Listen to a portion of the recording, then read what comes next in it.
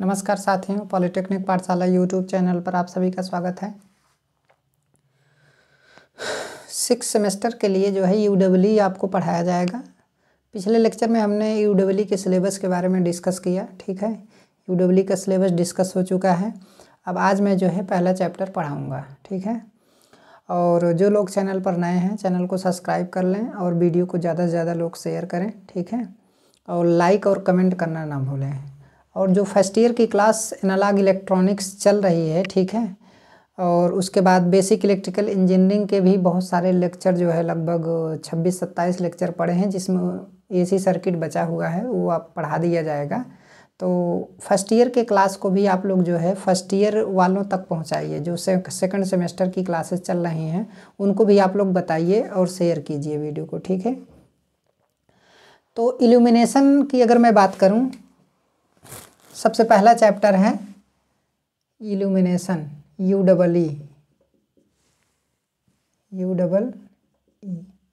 Utilisation of electrical energy. और उसके बाद जो है आपका ये किस सेमेस्टर के लिए है? 6th सेमेस्टर, ठीक है, 6th सेमेस्टर। इसमें सबसे पहला चैप्टर हम आपको पढ़ाएंगे इल्यूमिनेशन,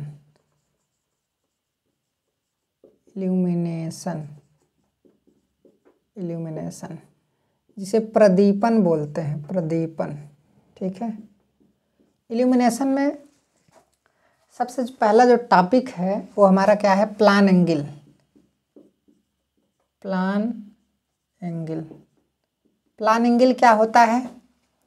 इसे थीटा से रिप्रेजेंट करते हैं, इसे थीटा से रिप्रेजेंट करते हैं, ठीक है। इसे थीटा से क्या करते हैं? रिप्रेजेंट करते हैं। इसका यूनिट रेडियन होता है। रेडियन की स्पेलिंग अगर मिस्टेक होगी तो आप लोग सुधार लीजिएगा, ठीक है। इसका यूनिट क्या होता है? रेडियन होता है। इसका डिफिनीशन क्या होता है? इसका डिफिनीशन क्या होता है कि किसी वृत्त के चाप के द्वारा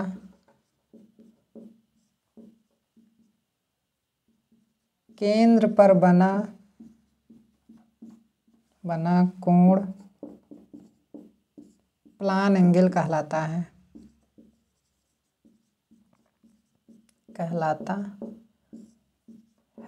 ठीक है। तो plan angle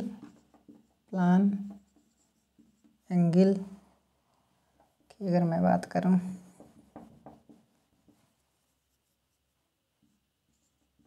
plan angle theta बराबर होता है चाप बटे त्रिज्या, ठीक है। जैसे कोई वृत्त है, हमारे पास क्या है? कोई वृत्त है, ठीक है। हमारे पास ये कोई वृत्त है, ऐसे वृत्त है, सिंपल सी बात है। तो कोई चाप ले लीजिए, ये इसका सेंटर है, तो इस चाप के द्वारा जो है इस केंद्र पे कितना कोण बना है? ये हमारा क्या है? चाप है, मान लीजिए हमने ये चाप काट लिया, ठीक है। अब ये केंद्र पर जो कोण बन रहा है वो क्या है? थीटा है। तो थीटा हमारा क्या है? प्लान एंगल है। अब सोचिए कि अब चाप की लंबाई तो हमें पता नहीं है, मान लीजिए चाप की लंबाई l, तो l बाई क्या हो जाएगा? रेडियस हो जाएगा। इसका रेडियस क्या हो जाएगा? r हो जाएगा, ठीक है। लेकिन अगर चाप की लंबाई पूरा ले लिए जाए, पूरा सर्किल अगर ले लिए जाए, तो पूरा सर्किल के द्वारा केंद्र पर कितना कोण बनेगा? 360 डिग्री का बनेगा। वैसे भी देख रहे हैं, तो कैसे आप समझेंगे? तो थीटा बराबर आप क्या लिखेंगे? चाप की लंबाई तब कितनी हो जाएगी? 2πr हो जाएगा, 2πr। समझ में आया? और रेडियस कितना है? r से r कैंसिल हो जाएगा, समझ में आया? तो कितना बचेगा? 2π। तो मतलब क्या है कि प्लान एंगल का जो मैक्सिमम वैल्यू होता है, प्लान एंगल का मैक्सिमम वैल्यू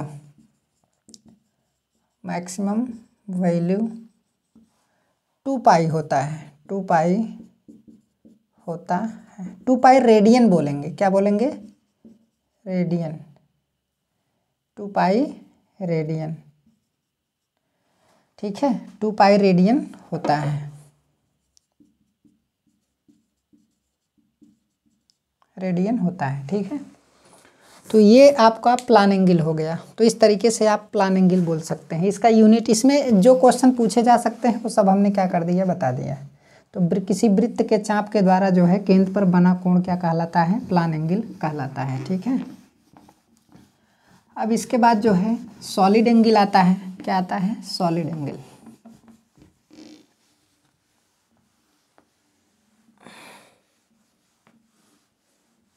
क्वेश्चन भी बनते हैं, पूछे जाते हैं। ठीक है, अगला पॉइंट है सॉलिड एंगल। सॉलिड एंगल, इसका यूनिट स्टेरेडियन होता है।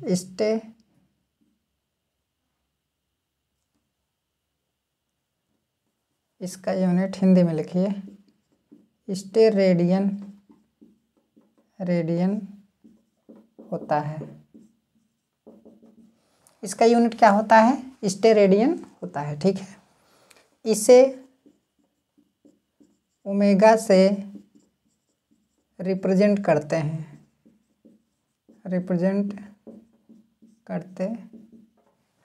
ठीक है। इसका डिफिनीशन क्या होगा, अब यहाँ पे देखिए, वहाँ पे तो सर्किल था लेकिन यहाँ पर गोला की बात आएगी। किसकी बात आएगी, गोला। जैसे क्रिकेट का बॉल देख रहे हैं ना, तो एक प्रकार का क्या है, गोला है। ठीक है, तो अब तो यहाँ पर इसका डिफिनीशन में आप क्या लिखेंगे कि किसी गोले के पृष्ठ क्षेत्र के द्वारा, किसी गोले के पृष्ठ क्षेत्र के द्वारा केंद्र पर बना कोण, किसी गोले के पृष्ठ क्षेत्र के द्वारा केंद्र पर बना कोण सॉलिड एंगल कहलाता है। सॉलिड एंगल कहलाता है। समझ में आया। तो सॉलिड एंगल जो होता है ना, वो क्या होता है, अब यहाँ पे सॉलिड एंगल को ओमेगा बराबर आपका क्या होगा, सरफेस एरिया बटे रेडियस का स्क्वायर।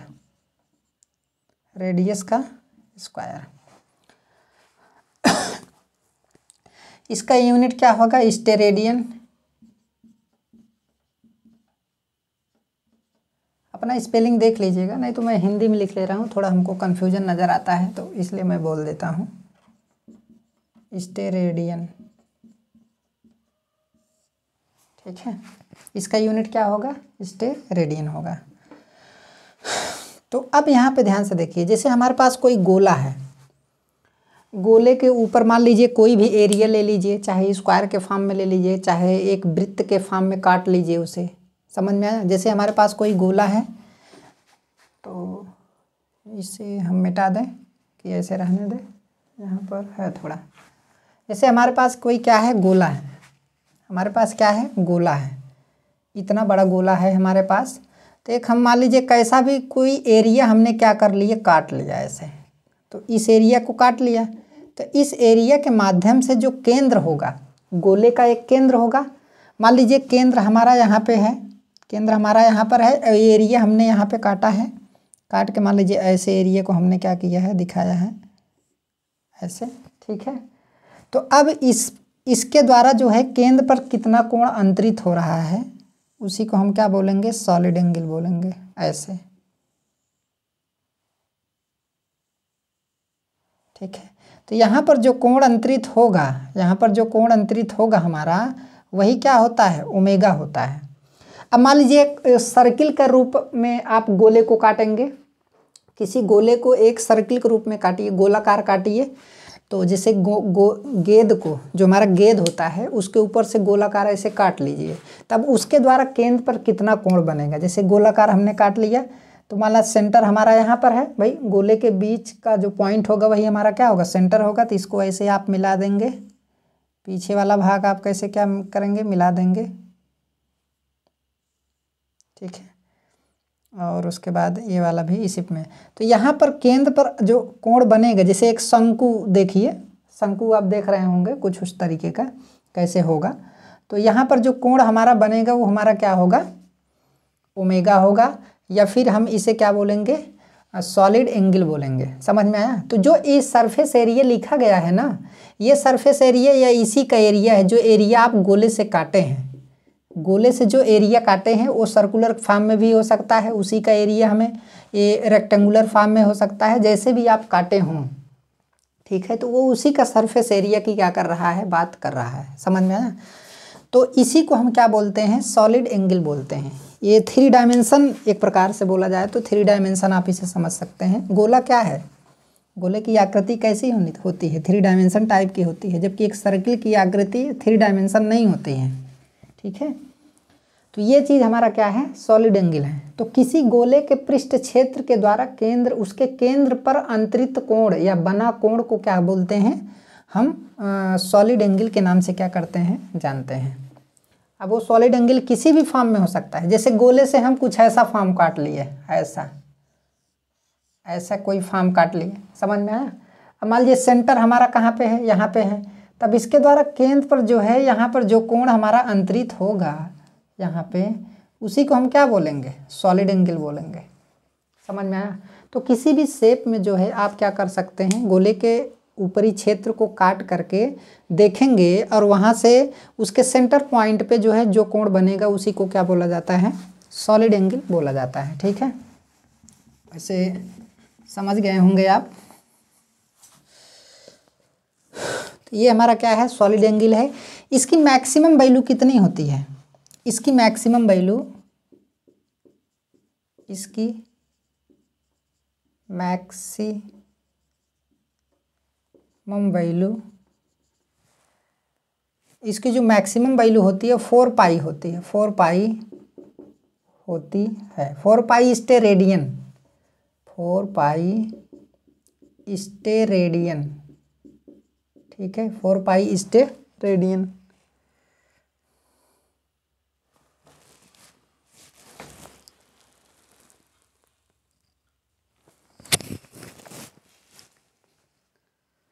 इसकी मैक्सिमम वैल्यू क्या होती है, 4 पाई स्टेरेडियन होती है, 4 पाई स्टेरेडियन। ये कैसे आया, सिंपल सी बात है। अब जैसे पूरे गोले का पृष्ठ क्षेत्र का एरिया देखेंगे, सरफेस एरिया, पूरे गोले का सरफेस एरिया कितना होता है, सिंपल सी बात है 4 पाई आर स्क्वायर होता है। पूरे गोले का सरफेस एरिया कितना होता है, तभी तो मैक्सिमम बनेगा। पूरे गोले के द्वारा केंद्र पर अंतरित कोण कितना होगा, पूरे गोले के द्वारा केंद्र पर अंतरित कोण कितना होगा, वो सॉलिड एंगल होगा, लेकिन वो उसकी मैक्सिमम वैल्यू होगी। ठीक है, तो यहाँ पर क्या होगा, तो गोले का सरफेस एरिया कितना होगा, सरफेस एरिया बराबर आपका 4 पाई आर स्क्वायर, शायद इतना होता है, आप लोग देख लीजिएगा इतना होता है। और गोले के पृष्ठ क्षेत्र के द्वारा केंद्र पर जितनी दूरी होती है वो आपकी रेडियस हो जाएगी। ठीक है, तो ओमेगा बराबर आप क्या करेंगे, 4 पाई आर स्क्वायर, सरफेस एरिया रखेंगे, फिर बटे रेडियस का स्क्वायर कर देंगे, तो रेडियस कट जाएगा, तो ओमेगा बराबर हमारा क्या आएगा, 4 पाई हो जाएगा। ठीक है, अब देखिए इसी को डिग्री में अगर आप कन्वर्ट करना चाहते हैं तो ये डिग्री में कन्वर्ट करेंगे तो इसी में जो है 180 बटे आप पाई से क्या कर दें, गुणा कर दें, तो पाई से पाई कैंसिल हो जाएगा, 18 चौक 72, तो 720 डिग्री का कोण क्या करता है, पूरे गोले के द्वारा अंतरित होता है। ठीक है, मैक्सिमम एंगल, ये क्या है हमारा, मैक्सिमम वैल्यू है। ठीक है, मैक्सिमम वैल्यू, तो इस चीज़ को आपको क्या करना है, ध्यान में रखना है। अब उसके बाद क्या आता है,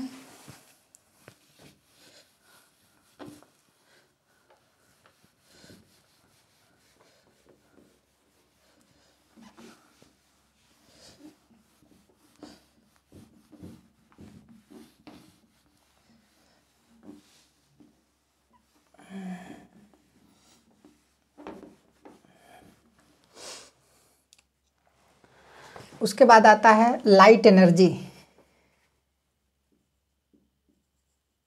लाइट एनर्जी, लाइट एनर्जी को क्या बोलते हैं, देखिए प्रकाश ऊर्जा की मात्रा को लाइट एनर्जी बोलते हैं। Quantity of light energy is known as, यहाँ पर लिख देंगे quantity of light energy is known as light. प्रकाश ऊर्जा की मात्रा को लाइट एनर्जी बोलते हैं। क्या बोलते हैं? Known as light energy. समझ में आया? नोन एज क्या? Light energy. अब इसे क्यू से डिनोट करते हैं, इसे क्यू से रिप्रेजेंट करते हैं। इसका यूनिट कितना होता है? इसका यूनिट क्या होगा? इसका यूनिट ल्यूमेन सेकंड होता है। ल्यूमेन सेकंड होता है। समझ में आया? जैसे कि एनर्जी होती है P बराबर W/T। समझ में आया? तो यहाँ पर पावर की एनर्जी जूल प्रति क्या हो जाएगा? सेकंड हो जाएगा। हो जाएगा कि नहीं? या फिर इसी को आप अगर इलेक्ट्रिकल में लिखेंगे तो वाट हो जाएगा। क्या हो जाएगा? वाट हो जाएगा। तो जैसे एक प्रकार से कंपैरिजन करके मैं आपको दिखाता हूँ कि जैसे P बराबर आपका W/T होता है, ठीक है। अगर इसे इलेक्ट्रिकल फॉर्म लिखेंगे तो इसका यूनिट क्या होता है? वाट होता है। होता है कि नहीं? तो W बराबर आपका कितना हो जाएगा? P × T। तो बताइए T का मात्रक कितना हो जाएगा? सेकंड हो जाएगा। और ये P का मात्रक वाट, तो वाट सेकंड। तो जैसे यहाँ पर ल्यूमन सेकंड है वैसे यहाँ पर वाट सेकंड है। समझ में आया? ये वाली एनर्जी, ये तो मान लीजिए इलेक्ट्रिकल एनर्जी होगी, ये हमारी क्या होगी? इलेक्ट्रिकल एनर्जी होगी। जबकि Q हमारा क्या होगा? Lumen second. ये लाइट एनर्जी होगी। ये कौन सी एनर्जी होगी? लाइट एनर्जी होगी। ठीक है। अभी इसके बारे में और आगे हम डिस्कस कर रहे हैं।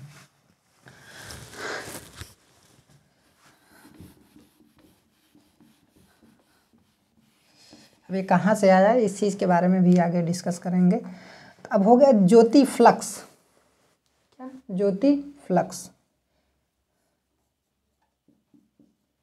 ज्योति फ्लक्स।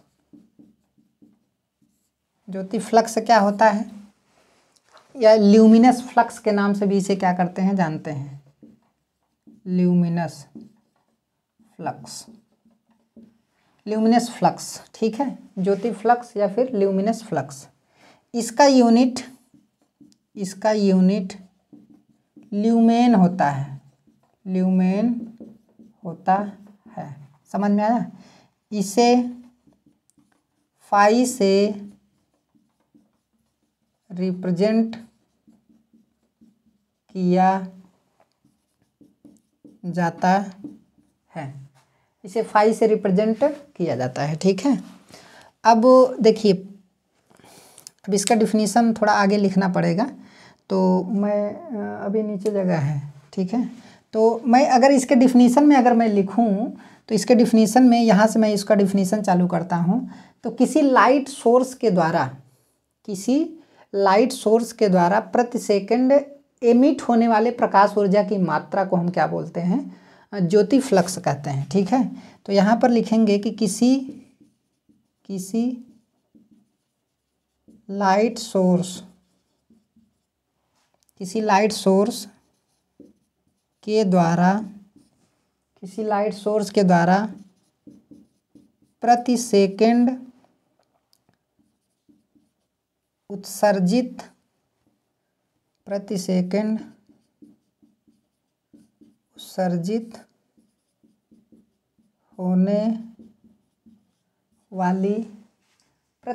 उत्सर्जित होने वाली प्रकाश ऊर्जा की मात्रा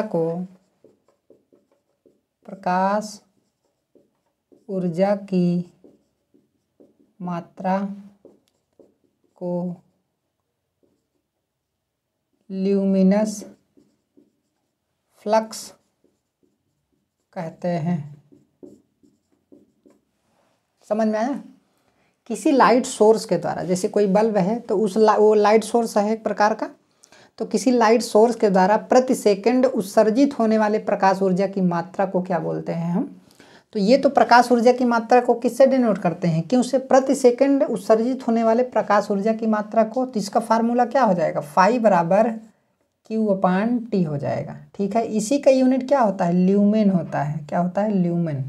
समझ में आया। अब यहाँ से अगर Q बराबर आप निकालेंगे तो Q बराबर 5 इंटू क्या आ जाएगा, T आ जाएगा। समझ में आया, 5 इंटू क्या आ जाएगा, T आ जाएगा। अब एक प्रकार से देखेंगे तो यहाँ पर W बराबर P इंटू क्या हो जाएगा, T हो जाएगा। समझ में आया। अब W क्या है, इलेक्ट्रिकल एनर्जी है। अब ये P क्या है, P का यूनिट वाट होता है, इसका यूनिट क्या होता है, सेकंड होता है। अब इसका यूनिट क्या होता है, ल्यूमेन होता है, इसका यूनिट सेकंड होता है। ये क्या है, लाइट पावर है।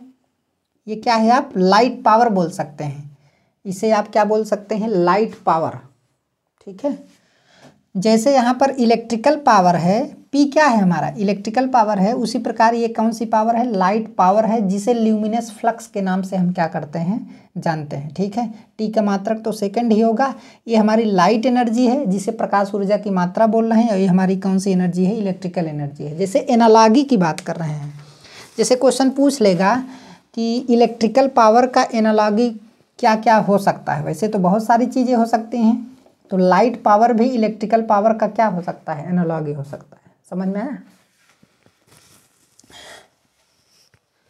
जैसे कहेंगे कि इलेक्ट्रिकल में जो है पावर हमारा P वाट होता है, तो लाइट में पावर हमारा कितना होता है, 5 ल्यूमन होता है। समझ में आया।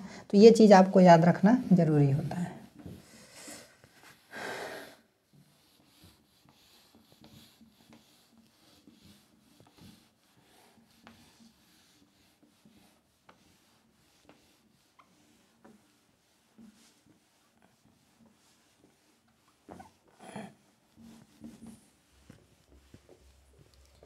इतना आपको समझ में आ गया होगा।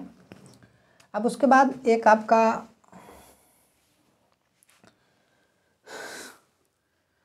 एक छोटा पॉइंट पूछा जाता है कि एक ल्यूमन बराबर कितना होता है, एक ल्यूमन बराबर कितना वाट होता है। तो 0.0016 वाट होता है। कितना होता है, वाट। ये चीज़ आपको क्या करना है, याद रखना है। कंपटीशन एग्जाम में इससे बहुत ही ज़्यादा क्वेश्चन क्या किया जाता है, पूछा जाता है। ठीक है, तो एक ल्यूमन बराबर जो है इतना वाट होता है। ल्यूमन को अगर आप वाट में कन्वर्ट करना चाहते हैं, या फिर वाट को आप ल्यूमन में कन्वर्ट करना चाहते हैं, हालांकि दोनों पावर ही है। वाट भी क्या है, पावर है, ल्यूमन भी क्या है, पावर है। ये लाइट पावर है, ये इलेक्ट्रिकल पावर है। समझ में आया। तो इस तरीके से आप समझ सकते हैं।